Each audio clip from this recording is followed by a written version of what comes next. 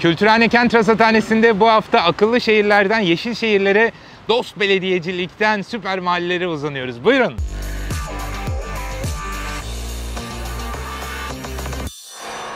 Kültürhane Kent Rasathanesi'ne hoş geldiniz. Fredrik Ebert Stiftung Derneği'nin desteğiyle çıktığımız kentler turunda bu hafta sevgili Burka ile beraber Çamlıbel Balıkçı Barınağı'ndan sesleniyoruz size. Burası kentin en güzel yerlerinden biridir. Denizde en iç içe olabildiğiniz nokta sayılır. Harika bir çay bahçesi vardır İsrail kauçuklarının altında. Hemen Çamlıbel'in, o Mersin'in genetik kodunu taşıyan harika mahallenin arkasındayız. Orası kentin eski merkeziydi. Şimdi hep konuştuğumuz gibi kent batıya, Tozcu'ya doğru kayınca burası da biraz terk edilmiş bir mahzunluğa büründü. Yeniden gelişeceğine dair benim umudum baki. Tabii o gelişmenin nasıl olacağı bir soru işareti. O yüzden buradan yayını yapıyoruz. Çünkü hemen bayramdan önce bakanlık Balıkçı Barınağı ile ilgili büyük bir çılgın projenin ilanına çıktı. Biliyorsunuz belli bir süre itirazları alınıyor. Sonra o itirazlar bir şey olmasa da yapılıyor. Burası Çamlıbel Su Sporları Merkezi ve tekne yanaşma yeri. Ne yapılmaya çalışıyormuş? Burada envai çeşit su sporu yapılacakmış ve bu su sporu yapmaya gelecek sporculara yönelik olarak da kültürel hizmetler, alışveriş imkanları, yeme içme ve konaklama hizmetleri sunulacakmış.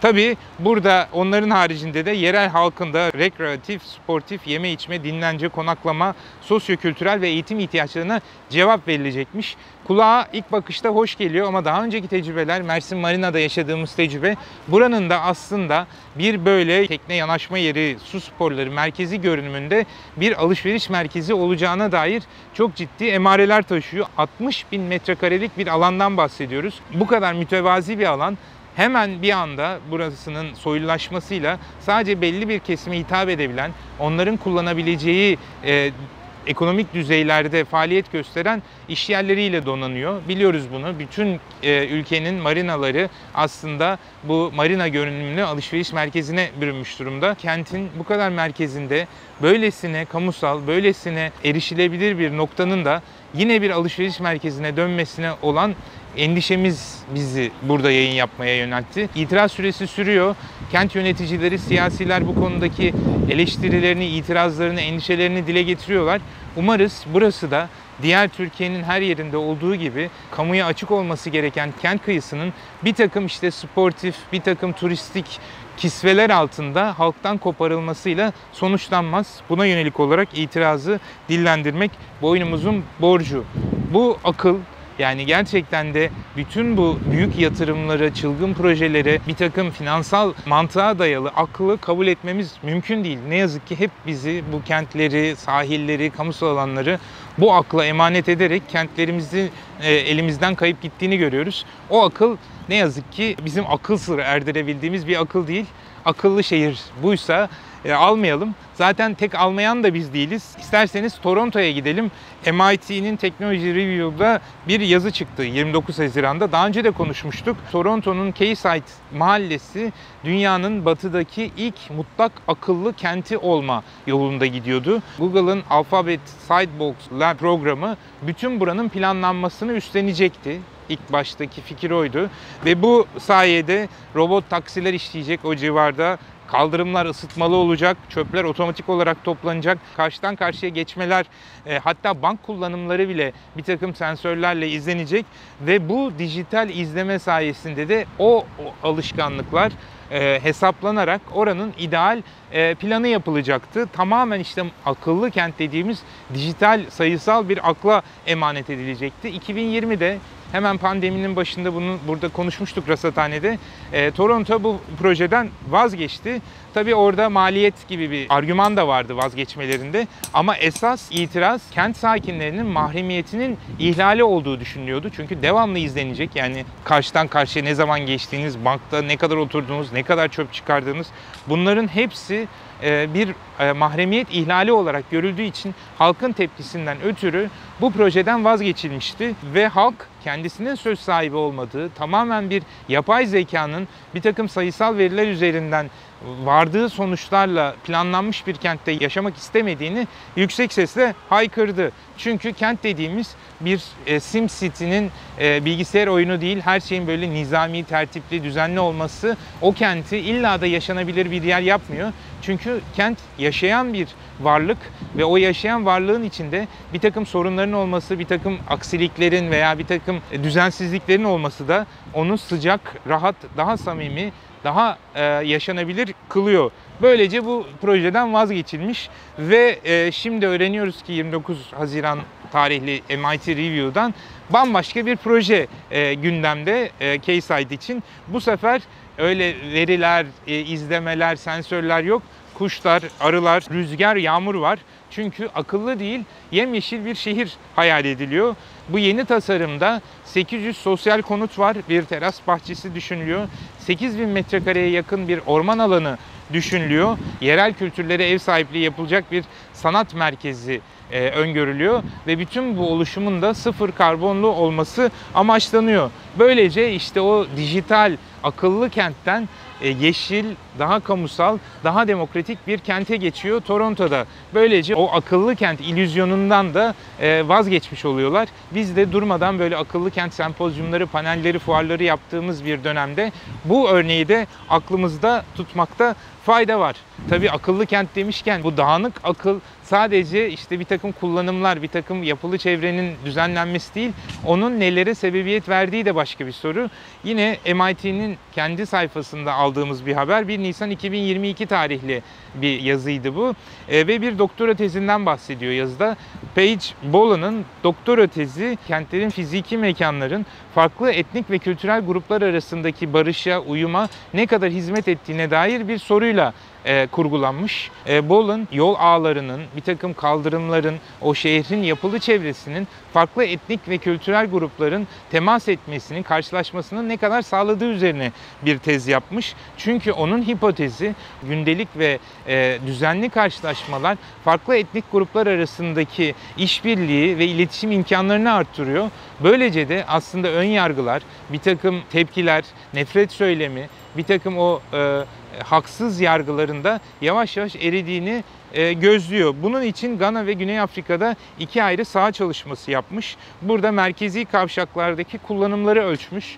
Yani kimler geçiyor, ne kadar sıklıkta karşılaşıyorlar ve bundan sonra da Gana'da bu farklı kültürler arası işbirliği pratiklerini incelemiş.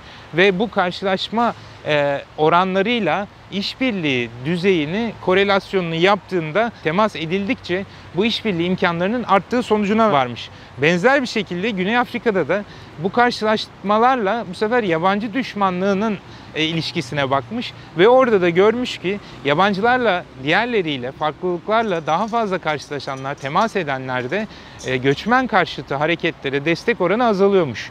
Evet, biz de kentlerimizde bunun örneğini çok yaşıyoruz. Suriyeliler, şimdi Ruslar, Afganlar, Kazaklar hepsi ilk başta bir takım yargıların kemikleşmesine sebep oluyor.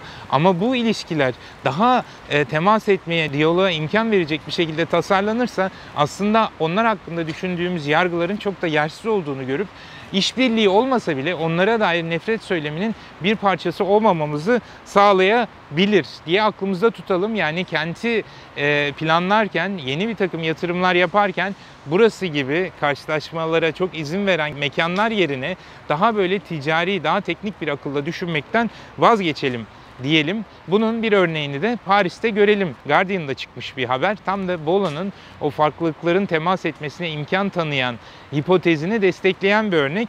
Çünkü Paris'te 2017'den beri süper mahalleler diye bir uygulama var. 14. belediyenin bir sokağında başlıyor bu ve haberin konusunda orada o sokakta kurulmuş 215 metrelik 648 sandalyesi olan bir yemek masası, bir yeryüzü sofrası görüyorsunuz.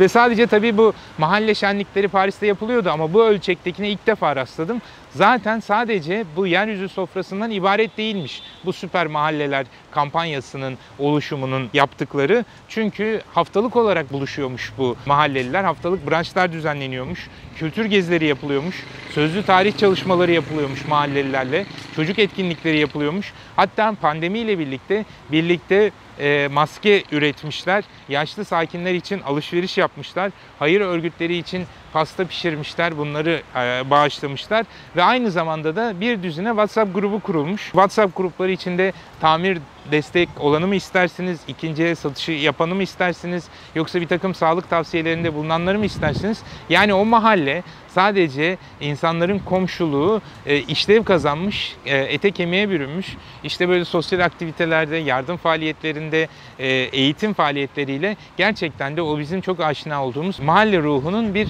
tezahürü ortaya çıkmış. Burada işte daha da büyük işlere girişilmiş. Mahallede organik çöpleri biriktirilen bir alan yapılmış ve bunun kompostlaşması için gerekli düzenlemelere girişilmiş. Şimdi hatta belediyenin desteğiyle mahalleye bir sağlık ocağı kuruluyormuş.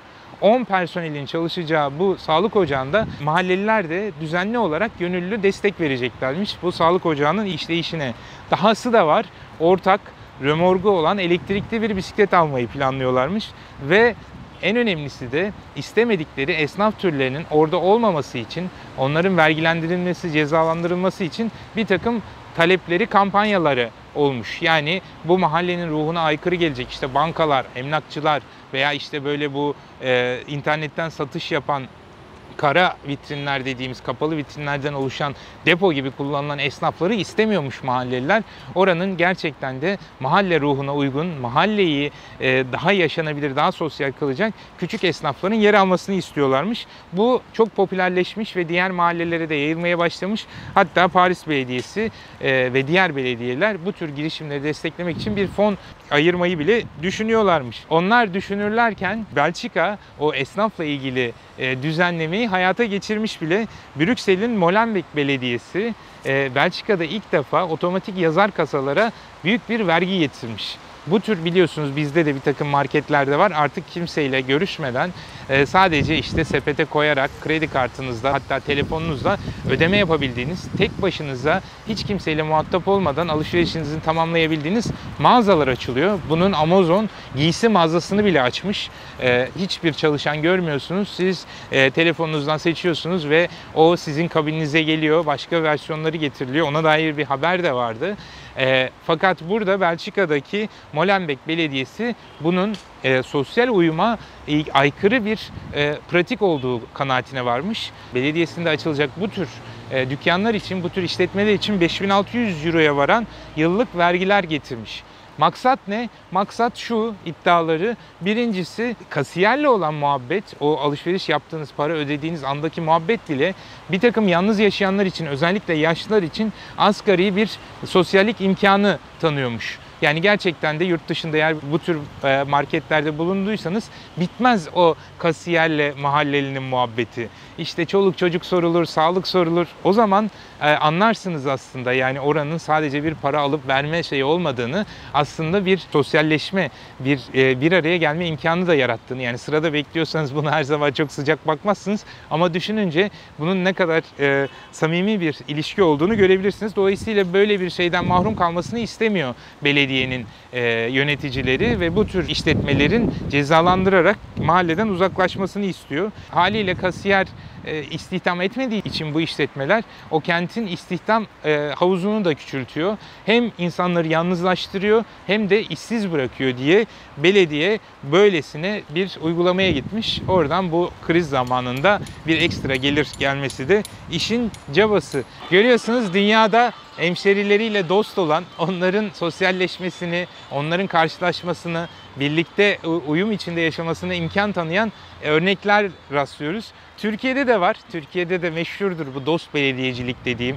Genç dostu, çocuk dostu, engelli dostu, yaşlı dostu, hiç aklım ermez buna. Yani zaten belediyenin temel işlevlerinden biri olan bu tür hizmetleri vermeni bir de böyle dostane bir başlık altında sunmanın anlamını pek anlayamazdım. Ta ki Ardahan Belediye Başkanı'nın geçen hafta Twitter'da paylaşılan videosunu görene kadar. Görmüşsünüzdür muhtemelen. Belediye Başkanı bir kaldırım inşaatını denetlerken bir vatandaşın tam anlayamadığım bir serzenişine ya diyor biz engellerin ellerinden tutar götürürüz.